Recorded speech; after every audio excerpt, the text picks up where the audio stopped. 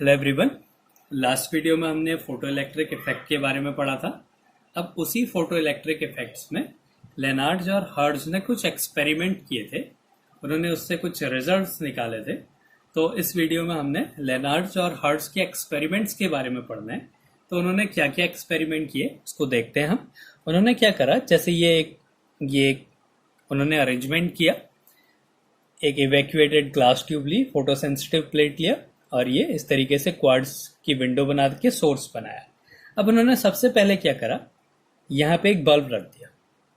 उस बल्ब की इंटेंसिटी को बढ़ाते रहे हो। जैसे पहले 5 वॉट था, फिर 10 वॉट करा, फिर 20 वॉट करा।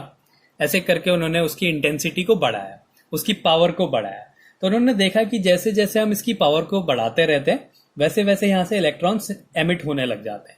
अब जितने ज्यादा इलेक्ट्रॉन्स एमिट होंगे उतना ज्यादा इससे करंट होगा, उतने ज्यादा इसमें करंट फ्लो होंगे। तो यहाँ पे क्या करा, एक माइक्रो एमीटर लगा दिया, जिससे क्या हुआ, उस करंट की वैल्यू को देखते रहे और उन्होंने एक ग्राफ बनाया। उन्होंने ये देखा कि जो फोटो इलेक्ट्रिक करंट है वो डायरेक्टली प्रोपोर्शनल है इंटेंसिटी ऑफ लाइट की। जितनी ज्यादा हम इंटेंसिटी को इंक्रीज करते हैं उतना ज्यादा क्या होता है, करंट इंक्रीज होने लग जाता है। अब इंटेंसिटी कैसे इंक्रीज होती है? इंटेंसिटी इंक्रीज होती है उसकी पावर को चेंज करके, मतलब उसकी वॉट जो है उसको चेंज कर देना है। कितने वॉट का, पहले 10 what, 20 what, 30 what, 100 what, 200 what, 1000 what ऐसे इंक्रीज करा।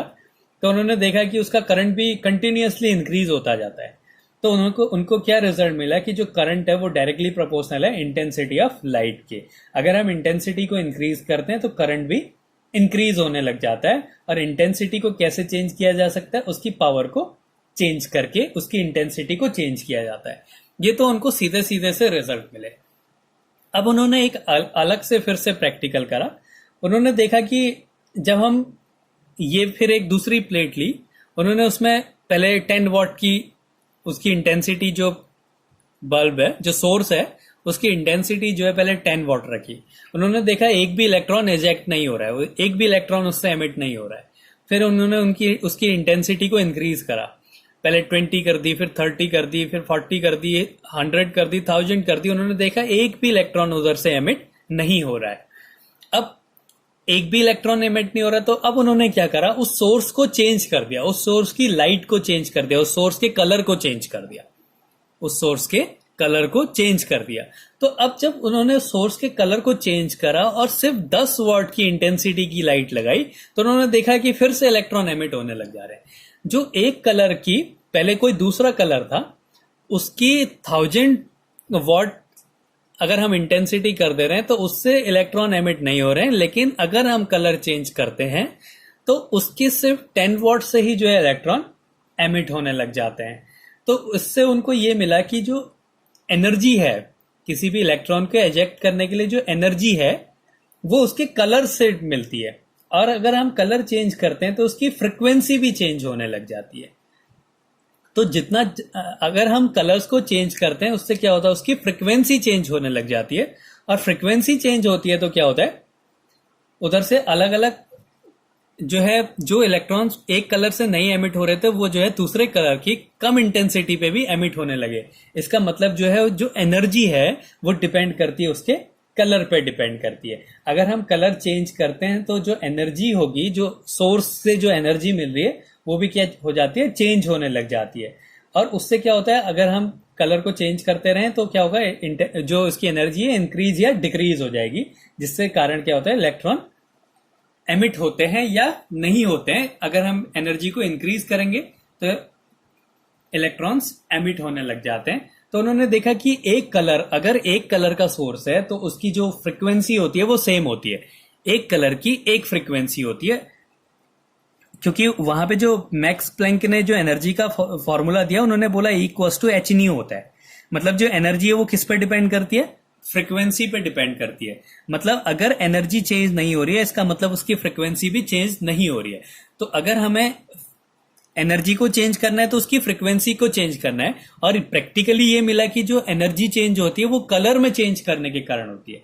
तो अगर हम सेम कलर की सोर्स हो तो उसका क्या होगा, सेम फ्रिक्वेंसी होगा। सेम फ्रिक्वेंसी है तो सेम एनर्जी होगी। सारे जितने भी इलेक्ट्रॉन एमिट हो रहे हैं यहां से, उन सब की जो एनर्जी है वो सेम होगी। हो सकता है कि उसके नंबर ऑफ इलेक्ट्रॉन्स जो एमिट हो रहे हैं वो चेंज हो जाएं, लेकिन हर एक इलेक्ट्रॉन की जो एनर्जी होगी वो सेम होगी। जैसे हमने क्या करा, एक कलर का पहले 10 वॉट का सोर्स रखा, तो उससे क्या हुआ, मान लिया 10 इलेक्ट्रॉन से एमिट हो रहा है। खाली न्यूमेरिक वैल्यू हम देख रहे हैं, न्यूमेरिकली इसको एक्सप्लेन कर रहे हैं। 10 वॉट का बल्ब रखा तो 10 इलेक्ट्रॉन्स एमिट होने लगे। हमने क्या करा, इसकी इंटेंसिटी बढ़ा दी। 100 रखा तो क्या होने लगे, 100 इलेक्ट्रॉन्स एमिट होने लगे। 1000 रखा तो 1000 इलेक्ट्रॉन एमिट होने लगे। लेकिन एक कलर के होने के कारण जितने भी इलेक्ट्रॉन्स एमिट हो रहे हैं यहां से, उन सबकी जो एनर्जी है वो सेम होगी। अब क्या होगा, अगर इलेक्ट्रॉन सेम एनर्जी से मूव कर रहे हैं तो उनको रोकने के लिए भी क्या होगा, सेम एनर्जी यहां पे रिक्वायर्ड होगी। मतलब एक कलर के लिए एक स्टॉपिंग पोटेंशियल होगा। अगर हम कलर को चेंज कर रहे हैं तो क्या होगा, स्टॉपिंग पोटेंशियल भी चेंज हो जाएगा। तो एक कलर मतलब एक एनर्जी का मतलब एक फ्रीक्वेंसी, और उनका रोकने के लिए भी हमने एक ही टाइप का स्टॉपिंग पोटेंशियल हमने अप्लाई करना पड़ेगा। अगर हम कलर को चेंज कर देते हैं तो क्या होगा, उनकी एनर्जी चेंज हो जाएगी। अगर एनर्जी चेंज हो जा रही है तो क्या होगा, उसके जो इलेक्ट्रॉन एमिट हो रहे हैं उनकी जो एनर्जी है वो भी चेंज हो जाएगी, और उसके लिए हमने क्या करना पड़ेगा, उसको उतना ज्यादा स्टॉपिंग पोटेंशियल देना पड़ेगा। तो ये जो है लेनार्ड और हर्ट्ज के कुछ एक्सपेरिमेंट्स के रिजल्ट थे, तो इनको अब हम लिखते हैं। तो सबसे पहले उन्होंने देखा, उन्होंने क्या करा, इसकी यहाँ पे सेम कलर लिया, एक कलर का सोर्स लिया, उसकी इंटेंसिटी को इंक्रीज करा। तो उसकी इंटेंसिटी को इंक्रीज करने पे उन्हें क्या मिला कि उनका जो नंबर ऑफ इलेक्ट्रॉन्स है वो इंक्रीज हो जाते हैं, जिसके कारण क्या होता है, ये जो सर्किट है, सर्किट में करंट जो है वो इंक्रीज हो जाता है, मतलब चेंज हो जाता है। तो उन्होंने देखा जो करंट होता है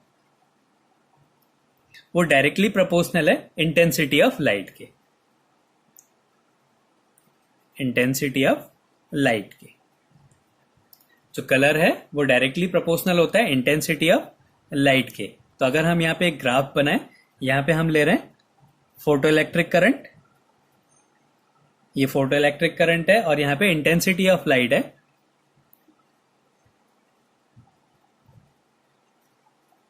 तो ये क्या थे, इंटेंसिटी ऑफ लाइट।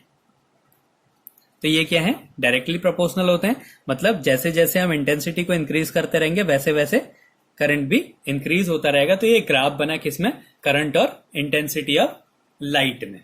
तो ये एक रिलेशन था, अगर हम इंटेंसिटी को चेंज करते हैं तो उसका करंट भी चेंज होने लग जाता है। और दूसरा क्या था कि जो इंटेंसिटी ऑफ लाइट है वो चेंज होती है किससे, पावर में चेंज करने से। Intensity of light changes on changing power of light. अगर हम पावर चेंज करते हैं तब क्या होता है, इंटेंसिटी चेंज हो जाती है। अब और क्या था कि जो फ्रीक्वेंसी होती है वो किस पे डिपेंड करती है, कलर पे। जो फ्रीक्वेंसी है वही एनर्जी से है, फ्रीक्वेंसी है तो एनर्जी होगी, और फ्रीक्वेंसी किस पे डिपेंड करती है, कलर पे डिपेंड करती है। Frequency depends on colour. जो फ्रीक्वेंसी होगी वो किस पे डिपेंड करती है, उसके कलर पे डिपेंड करता है। फिर अब उन्होंने क्या करा, कलर को चेंज करा, सेम कलर लिया। अब कंडीशन क्या ली, same colour different intensity. Different intensity, colour तो सेम है लेकिन इंटेंसिटी अलग अलग कर दी। तब क्या हुआ, अब इसके लिए उन्होंने ग्राफ बनाया। तो उससे क्या मिला उन्हें,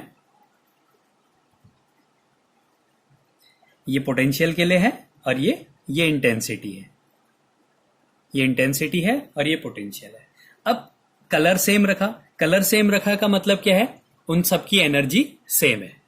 एनर्जी सेम है तो जो एमिटेड इलेक्ट्रॉन है उन सबकी एनर्जी सेम होगी, मतलब उनको रोकने के लिए सेम स्टॉपिंग पोटेंशियल देना होगा। जैसे हमने यहां पे समझा था कि अगर एनर्जी सेम है तो जो इलेक्ट्रॉन एजेक्ट होंगे उन सब की एनर्जी भी सेम होगी और उनको रोकने के लिए जो एनर्जी रिक्वायर्ड होगी वो भी सेम होगी। इस इलेक्ट्रॉन को रोकने के लिए यहां से जो इलेक्ट्रॉन एमिट हो रहे हैं, मान लिया सबकी एनर्जी जो है 5 जूल है, तो उन सारे इलेक्ट्रॉन्स को रोकने के लिए भी एनर्जी कितनी रिक्वायर्ड होगी? 5 जूल। इस इलेक्ट्रॉन को रोकना है तो 5 जूल, इसको रोकना है 5 जूल, इसको रोकना है 5 जूल, सबकी हर किसी को रोकने के लिए क्या होगा? 5 जूल की एनर्जी रिक्वायर्ड होगी। तो क्या होगा वहां पे जो है सेम स्टॉपिंग पोटेंशियल होगा। मतलब अगर हमने स्टॉपिंग पोटेंशियल नेगेटिव पोटेंशियल होता है तो सेम स्टॉपिंग पोटेंशियल अगर हम अप्लाई करते हैं तो क्या होगा? वो वहां पे जो करंट होगा वो 0 हो जाएगा।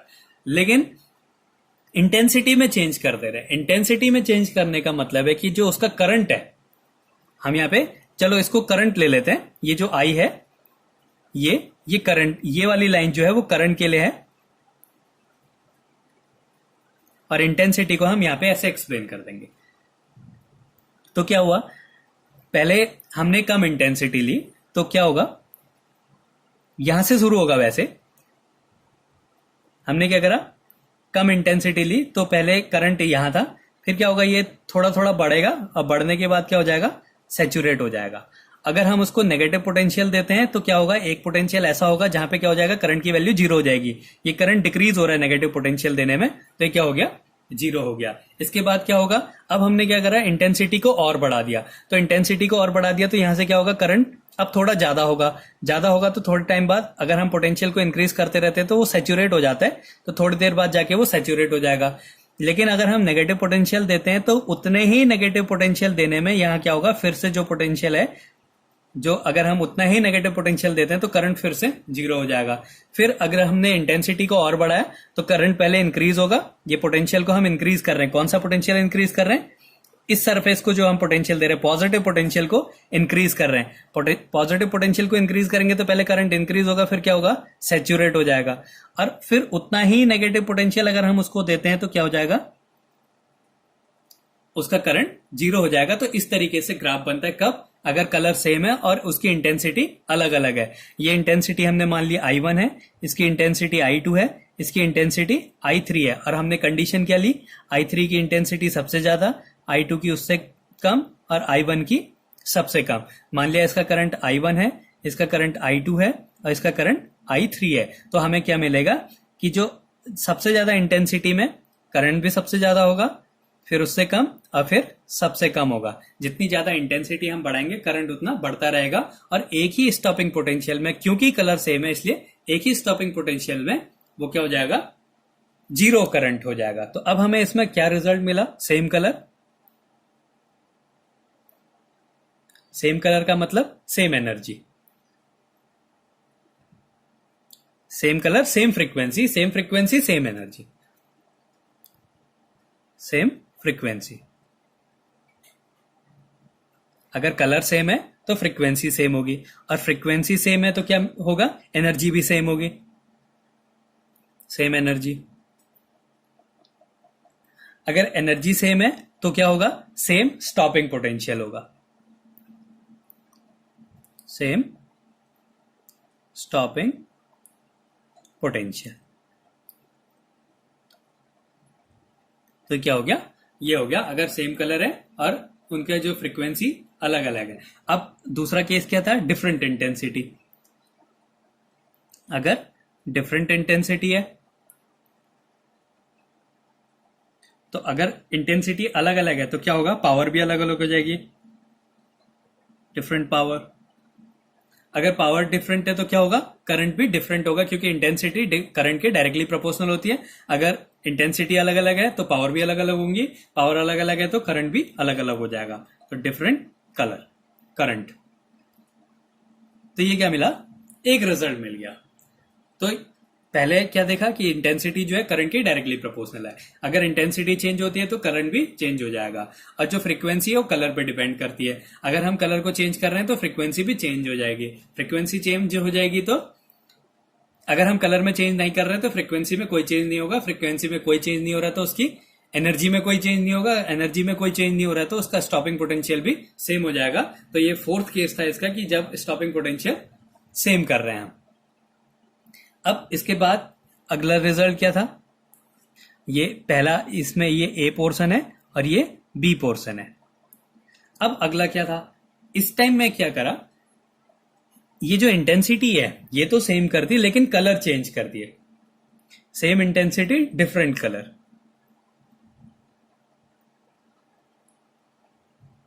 Same intensity different colour.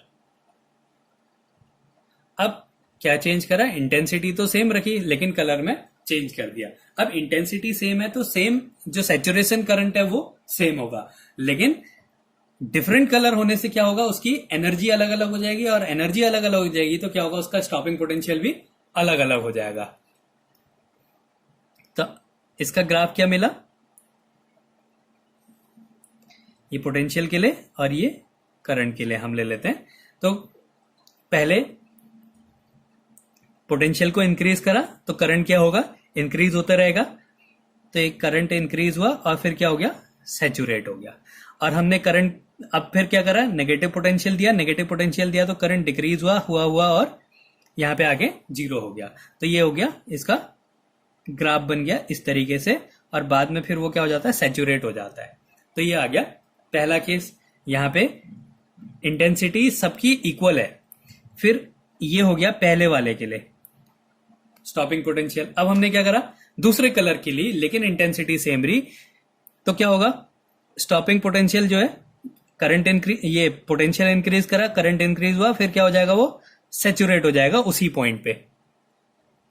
ये हो गया। अब फिर उसको नेगेटिव पोटेंशियल देंगे, क्योंकि कलर चेंज है तो इसको रोकने के लिए अलग एनर्जी चाहिए होगी, तो फिर क्या हो गया, यहां पे आके वो रुक गया। अब उसको नेगेटिव एनर्जी ज्यादा दी तब जाके वो रुका। फिर क्या करा, और एनर्जी बढ़ाई, इंटेंसिटी सेम रखिए, कलर चेंज कर दिया, तो क्या हो गया, ये थोड़ा सा बढ़ेगा, फिर क्या हो जाएगा, सैचुरेट हो जाएगा, ये थोड़ा ऊपर होगा, ऐसे सैचुरेट हो जाएगा। अब फिर नेगेटिव पोटेंशियल देंगे तो करंट डिक्रीज होगा, डिक्रीज होने के बाद क्या हो जाएगा, जीरो हो जाएगा। तो इस तरीके से क्या होता है, ये जो है इसका ग्राफ बनता है। तो ये क्या है, यहां पे क्या करा हमने, तीनों की जो इंटेंसिटी है I1 equals to I2 equals to I3, इससे क्या मिलेगा, इनका जो करंट होगा, सैचुरेशन करंट जो होगा वो सेम होगा, I1 equals to I2 equals to I3। अब क्योंकि कलर चेंज हो रहा है इसलिए क्या होगा, इनकी जो स्टॉपिंग पोटेंशियल है वो भी चेंज हो जाएंगे। तो यहां पे क्या है, V3 सबसे बड़ा, फिर V2 और फिर V0 1, ये क्या है, इसके स्टॉपिंग पोटेंशियल है। तो हमने क्या करा, इसमें सेम इंटेंसिटी,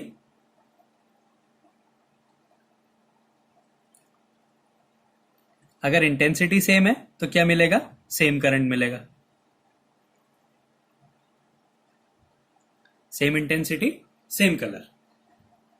फिर क्या करा, डिफरेंट कलर, कलर को क्या करा हमने, चेंज करा, डिफरेंट कलर। अगर कलर चेंज करा तो क्या हो गया, फ्रीक्वेंसी डिफरेंट हो गई, डिफरेंट फ्रीक्वेंसी। अगर फ्रीक्वेंसी अलग अलग है तो क्या होगा, एनर्जी भी अलग अलग हो जाएगा, डिफरेंट एनर्जी। अगर एनर्जी अलग अलग है तो उसका जो स्टॉपिंग पोटेंशियल है वो भी अलग अलग हो जाएगा। तो इससे क्या मिलेगा, डिफरेंट स्टॉपिंग पोटेंशियल। तो ये लेनार्ड्स और हर्ट्ज ने इस फोटो इलेक्ट्रिक इफेक्ट से कुछ एक्सपेरिमेंट किए। उसमें सबसे पहले था कि जो करंट है वो इंटेंसिटी के डायरेक्टली प्रोपोर्शनल होता है, जैसे जैसे करंट इंक्रीज करते रहते हैं इंटेंसिटी इंक्रीज हो जाती है। जो फ्रीक्वेंसी होती है वो कलर पे डिपेंड नहीं करते हैं। हाइगेंस थ्योरी में ये बोला, जो है जो कलर होता है वो वेवलेंथ के कारण होता है, लेकिन अगर हम रेयरर मीडियम से डेंसर मीडियम में जाते हैं तो वेवलेंथ चेंज हो जाती है, जिसके कारण कलर चेंज हो जाना चाहिए। लेकिन बाद में इनके एक्सपेरिमेंट से ये मिला कि जो फ्रीक्वेंसी है वो डिपेंड करती है उसके कलर पे डिपेंड करती है। अगर कलर सेम है तो फ्रीक्वेंसी सेम होगी, फ्रीक्वेंसी सेम है तो एनर्जी सेम होगी, अगर सेम एनर्जी है तो उनको रोकने के लिए स्टॉपिंग पोटेंशियल भी सेम स्टॉपिंग पोटेंशियल होगा। और इंटेंसिटी अगर चेंज हो रही है तो उसका जो है पावर चेंज हो जाएगी, और पावर चेंज हो जा रही है तो उसका करंट भी चेंज हो जाएगा। तो उन्होंने पहले सेम कलर और डिफरेंट इंटेंसिटी के लिए लिए तो ऐसा ग्राफ बना, फिर सेम इंटेंसिटी डिफरेंट कलर के लिए तो इस टाइप का ग्राफ बना। और एग्जाम में ग्राफ भी काफी बनाने को आते हैं। तो ये था लेनार्ड्स हर्ट्ज एक्सपेरिमेंट।